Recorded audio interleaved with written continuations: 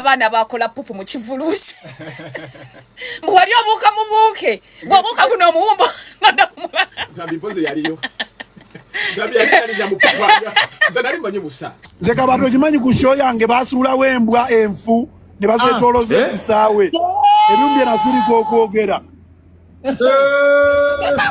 kabata bulijjo kusaawa 11 ne betoloza embwa erugogo bapamapama emabega wa stage kabata yonna ku show nze bamasafa kabankoze ebintu kabata bagwaffe tuli bakkiriza nkubuulira okitegeera kituufu byayogedde bituufu pupu bamugira mbu abayimbi mbu waliwo omuyimbi omu bagamba Manisulu Semanda eke King Sir mbu ekyali wali mbu olunaku ekiro ekyo basooka ne bayisaawo embwa omanye embwa mbu lugogo bamuyisaako embwa enfudde nga bagamba tegenda kujjula mbu buli alowooza okujja wa Gravity azungenga enseena azungenga Gulasikani tugenda kwogera ku musajja naye bannange ebya Gulasikani tunabiddeko but Gravity is not happy mbu King Saha ne gurupu ye bateekawo epitambi mu kivuluki mwe mulowooza yasirika why now maybe it's the right time to open up yandibadde asirikira ddala why now sigu muntu ng'apama mu kivuluki wali ekivulu bakipamamu n'abanga alina obulumi kati obulumi lero ati teyapama kuba yasooka okuba n'ekivulu ekyono nga naye yandize namukimukola naye nekimusala naye mbwe emizindalo gyonna mbu yatuuka ku kivulu basuulawo embwa ezifudde 2 mbu bazisaddaakiraawo aba ali ku ekyo ekyembwa nga buli webalinya ekivulu wekiba kyakubaayo bamakinga sure buyonjo kintu kikulu kuba batundirawo ebyokunywa hygiene erina okubeerawo yaddala kati kyogamba ekyabyo kibuusabuusa kyagala otugamba mwami wa buyu nti tebakola kwekenneenya kumala wakati mukuba nti tebannasembeza bantu pupu oyo gwagamba gwe bagenda nga badibaga buli ne basooka omulongoosa w'abantu kambuuzo ne serious no kambuuzo zino embwa enkonzi z'olusu teziza wunyiriza bubi buno ate zazekonga lusu zazekonga bubi ate olusu kyeki zizekonga bomu zo ziba zizekonga bomu tezizekonga pupu Gravity I think ayina omuzannyo gwazannya Manisulu ono manyi tulina abantu bangi kati batandise okubeera n'okukuba ne gune naku zambadde mu bubi nnyo abadde bubi ng'entunuka liri pazo era naye yennyini yabaddeko ng'agamba muganda wange banyumize bagambe twasangayo Manisulu oteekera kubisa simanyi lwaki batandise omukuba bwe bati naye omuntu wakusibako ekintu nti mulogo weeraguza okola biki tekiba kirungi I think bayina muzego bazanya mulwana bulwana asobola kuŋŋamba nti ekisaawe ekyo kiri open kikuumibwa kirina abakitwala era tosobola kubala gayingirawo otegedde abacricket babaawo baluga saawa meka ekira abasirikale babaawo otegedde ekisookera dda nojjaba empale bw'obeera oba bajja nayo mu kaveera ne bamupulesingawo mukaveera bw'oba oyingira mu kifo ekyo bakkebera biki n'ekyokulya toyingiza tekigeza statements za Gravity ezirinzo banfu bozinga yeepamiramu nalabye ebyoyogedde babadde bingi ku musajja kuba ye simulabangako ng'avayo nnyo nga ajjonkera omuntu ng'amwogera erinnya omuntu gwe yavaayo n'ayogerako back then ng'akyali mu ntale bebe ate bebe n'azanya gemu ye bulungi teyamuddamu omanyi bebe alina ekintu bebe waba takwagala takuddamu era bebe tayagala sa ekyo kwa kibagambe gwayagala kale ate yamwagala mulekerawo okwogera ebyo ebintu byekyana ekito gundi tayagala gundi yamwagala omanyi baali togaba ku masanyalaze kati nze leka nkubuulira abayimbi nga bali mu lutalo nga kuliko omunene nga kuliko n'omuyimbi gwe tulaba nti si wa levo ye ne bayingira olutalo ng'ono aweereza n'ono bw'aweereza manyi ono omuyimbi omunene ayagala owebale amasanyalaze mubusitinga bw'olaba nga asirise n'akuleka mu firimu zo manya takwagala n'omuyimbi omulala gw'atayagala Wabuyu ate kyemmanyi bw'oba oyagala bebe kulu akwesonyiwe muvume ye naye toyogera ku mami bw'oyogera ku mami zu bobo yagala bebe kulu akukyawe yogera ku mamazi nesira banga ku kansu wakibogwe nga kansu gwe nalabye tujja obadde otya kusonga ya gravity nga tugimaliriza era yayongeddeko mbu bwe yafiirwa maama we ekyamulume nnyo n'agenda olaba kyaliwe ng'ali ku lyato saa yali nyambo eryato the following day nga mama kati yali teyali yes thank you that sense of entitlement bamusanze ku Entebbe Road okwo ng'envuga gyagivuga mwalimu ogenda kuziika tuziika gwe mulekera ogenda olinnya eryato mbukyamuluma nnyo maama we ng'afudde King Sir n'alinnya eryato yandirinnye eki nange nadde ngamba oba yandirinnye boda alabika kisajja kyattu kyali kigenda kalangala yimbira bavubi kati yandirinnye eki talina byama bya Bobi Wine byalina nze nina ebyama byabayimbi naye twafunye kodi y'ebyama bannange bana mu bituwe tukoye ebyama temujja kubyogera muze nkuwadde ebyama byange ozze ku muleereeto oba wonna wozze olina ebyama by'omukulu byo si byama ekyo kiba kirala. So there is a story that is eri mu kutambula all over social media batudde ne bafomingayo ekyama oba mote munajeba naye ngeri mu traininga omuyimbi Caritas Cario mbu yazadde omwana mulenzi naye bali mu panga byama banteeka ku bunkenge nga banye ekyama wiiki bane namyali ku bunkenge bakuzali gato akayingira ebintu bye byaliwodde ebyo era babizeemu ne babireeta musimanya omukulu simanya yazadde bali bannange kale katukkirize bw'aba yazadde bali so yasoose abazadde bali alabirire ekyo akole logu alabirire ayizo obutalabirira era ajja kulabirira nange simanyi why are they making it an issue. Some people like to act like fools. Ganja figures ono obuzibu buki obuzibu figures a story is somehow sensitive tinzira ku nsonda ezesigika ebigambo bya mwogezi wa Patrick Onyango yayogedde genda maaso no kakati figures okusinzirayo ku information gyawa agamba nti eri abamulu alimba siza figures bagenze obubbi bubadde bungi nnyo wafaawo babba abantu bakola biki abantu babajja byabwe so police bwe yagenze basanzeeyo mujo ne basangayo bazita batapanga mu Luganda ejambiya ne basangayo ejambiya on top of okusangayo ebisi ne basangayo n'omusajja eyatta omuntu gwe babadde banoonya eyadduka mukomera ng'ayina ba criminals aba ewaka ekisooka bagenda ovunanyizibwa lemesa amateeko kologwayo kimanyi bwokweka omuntu nga mubbi oboino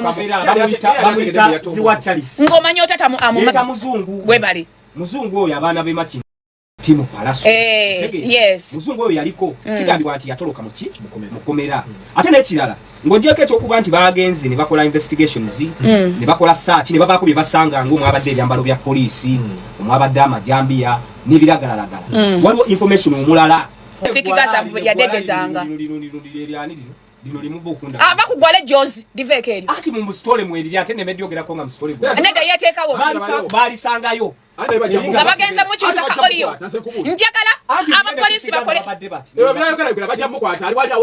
njagala poliisi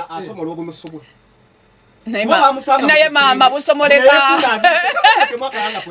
busomoleka nefula nti azirisi era statement y'Onyango yanyumira omwalo nayagala bamukwate nze kyenalabye statement y'Onyango yanyumira kati omwavu bw'anayagala omukwata ani anaamujja bamusanze nefula azirisi era ka video kaliwo ng'avudde eri bw'ati alambadde akutte bali ba ex convict n'abateeka mu maka ge mulimu ebintu ebimu nga ne bw'oba omanyi abantu abamu bateesa tebaasoma naye kati njagala nkubuuze bali abantu ababadde maka ge ba ex convict sina ba ex batoloka mukomera nga bali kukyajeza mada palaso yabataddewo ekyo mukyandi bakali naye palaso yaddidde ono muvubuko wa boda poliisi gweinako n'obujulizi nti bamujjako miliyoni 10 palaso era yabikola era palaso yabikola next ne DPC bangambe basooka wa Alienski naga hanze sina mubbi wano sina bimmanyi bagisazi kati olaba woli ne basanga yaba abayimbi mulekerawo tambula n'eggaali Fiki Gaza asobola obanga somehow somewhere ali innocent naye tosobola kuŋŋamba manyine Bible egamba mbulira goyita naye nkubulira empisa ze nze namukasa nemanyi sinywa mwenge sitambula n'abantu banywa mwenge period ntejanzi teribuukanga kona nanzige bwe baba basanzeeyo abaana lwaki era babasanzeewo weebale kyokka ng'ate background ya Fiki Girls already background ye era yali mu ebyo tugwe bagambe yalokoka obulukosi kuba bwe bamusiba oshimanyi Fiki Girls yaliko mukomere era mweje emisango ngali mu upper prison je yali okitegeera eno si ye first case kati Palaso abiyingirira mu gwa yes he's an ex convict bamusiba emyaka ene besatu ne mu lutalo lwabwe ne Palaso nze bansibako dda Palaso ng'agamba nti omwana oyo amujjawa be baatemaatemanga abantu ebijambiya Palaso byabyogera statement za Palaso temuzijjukira wano yes ebibalabe ate ne oyo mwana namujja wala we yava Tanzania n'atandikira ate mu kunyukunya abantu Tanzania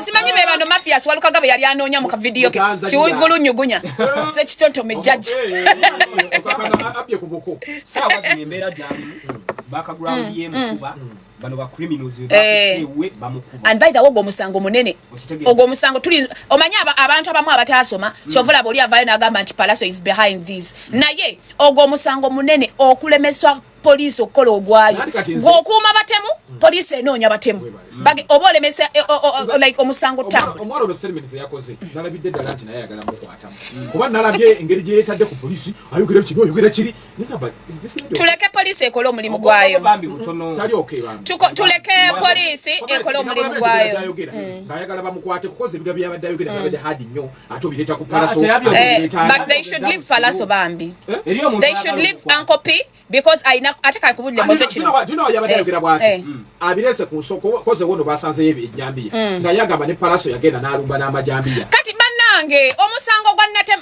omuggo guba gwa Natem sigwa nalonda kati omusango gwa Palaso tetugumixinga na guno byawukanira ddala ate Palaso yabagamba bwati teweetaba mu misango nga tolina abaki ogwo omusango gwa Palaso ne alien skin bosi waffe be bamukubagutula ne bagusootinga out yeyongera magundi alien skin ate banange lwakuba obuzibu bw'Abannayuganda oba tebasoma because moze ne bwe nkukuba essaawa eno n'otandopa ku police tewali musango kimanyi ne bwe nzijeewo nenjasa TV yo n'otagenda n'oteekayo complaint nti Namukasa yayasizza TV yange mukwano ogwo guba gugenze police tegenda kukaka bye bagamba lwaki teyagenze ku police omuntu kasa tagenda ku police ogwo omusango gwa Palaso ne alien tegwatukako ku police singa alien yagenda na filing a case then band genze maso no musango china gundi china time yacho katwide cha Palaso oba china tuleme mixing bukoko na katiko wakati ze chenda byo wano ebyo no birimu okufa tato muzungu ate yatakundwa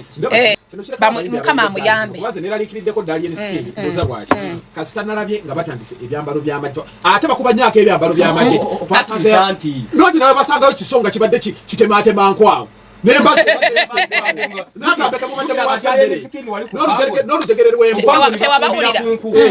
basanzeyo embazzi yasenku basanzeyo ebijambiya ngo tokanga teba musajja watwale skin omulaba ali clean nekati bine bivubuka olumu ebijjane bigiragira bikawuula nanti olaba moze abayimbi baneno babere very keen nnyo n'abantu egaali zaabwe bwe baba baagala protection bakolenga nga bolaba Uncle Bebe Cool ayina babouncer ayina n'abamukuuma aba police so bano babouncer babajja mu agents but kati bouncer tasobola kunkuba tebakola violence ate ababako ne record yabwe nti akola bwati gundi ya mumpadde in case of anything bagamba ono wamujjawa nga mu returning nti kino ekibiina nga bolaba Eddie Kenzo Uncle Bebe Cool bayina abantu ababa protecting naye nga webale naye gwe okwata omwana omujje afane mudoga kwata nakukuba webale abagala okumanya Nobert ekibatane Eddie Kenzo n'omukazi oyo Mega simanya Omega mbu yali amutegekedde ekivulu Kenzo bwe yalaba omwana oyo nakola effumu namutwala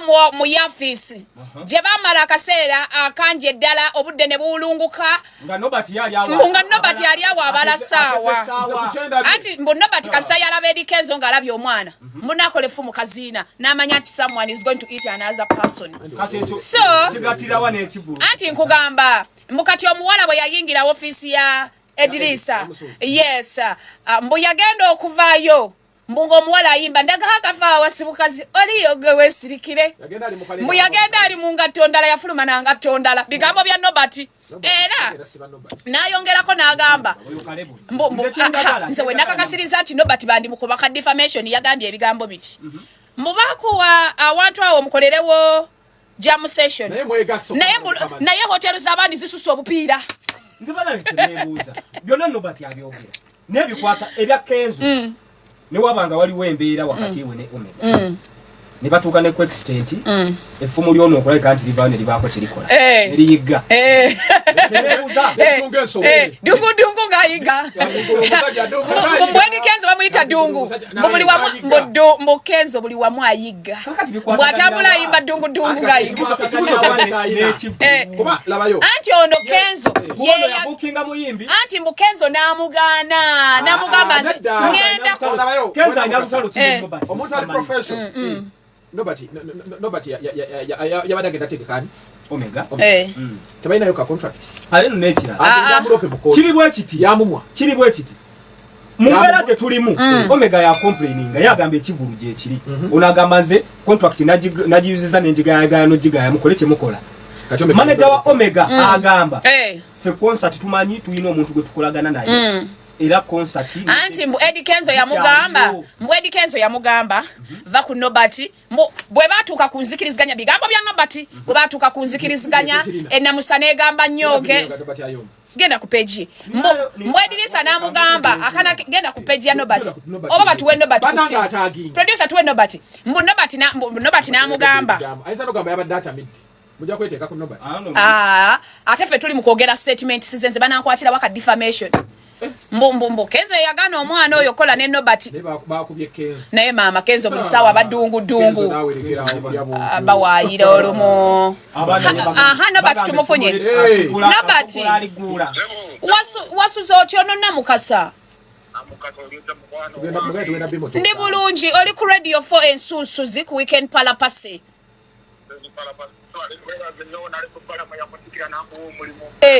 nalindya kasasiro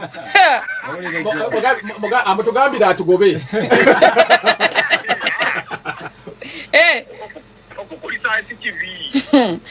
tugende ku nsonga ekiriwo oyina kese nagende luzira njogenda nayo luzira olwakalebe kati nawe ojja kudda osazeewo kalebula akutwaza eruzira nawe ojja kudda bw'osazeewo kalebula akutwaza eruzira wavuddeyo n'ogamba Eddie Kenzo musimanya effumu limusukkako nawe omusajja mufumbo Nobert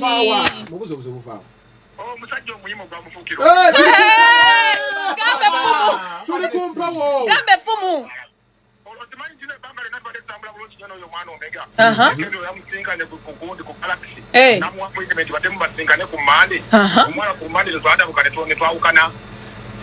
kati okakasa otya ati Kenzo yabatambula Nobert mubuuzi ejjeri ayina obuzibu bwonna ne Kenzo okumuleetera okusuubiriza ekyo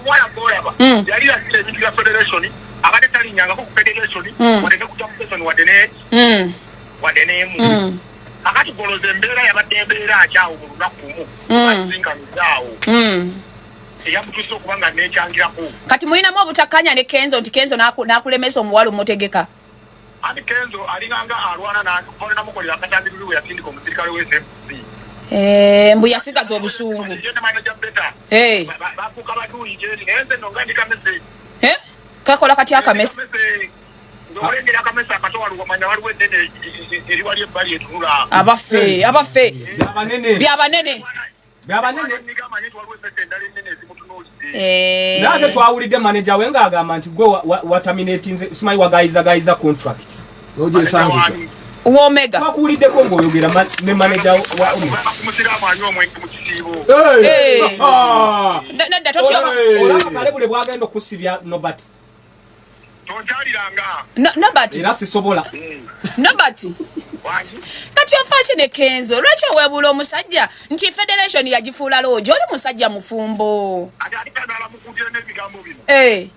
sente ya gavumenti saiti yemalaamu nnyo nalowooza nti yafuuka muganda wa pulezidenti watuukira ku levo y'okuba ng'asindika n'owesefc n'amusukuma erejo erya pulezidenti ero terisongwamu lugalu kati ebigambo byange bisendeye ku nsonga y'Edikenzo. Ne babi kyokola oli mukuttattana linnya lye.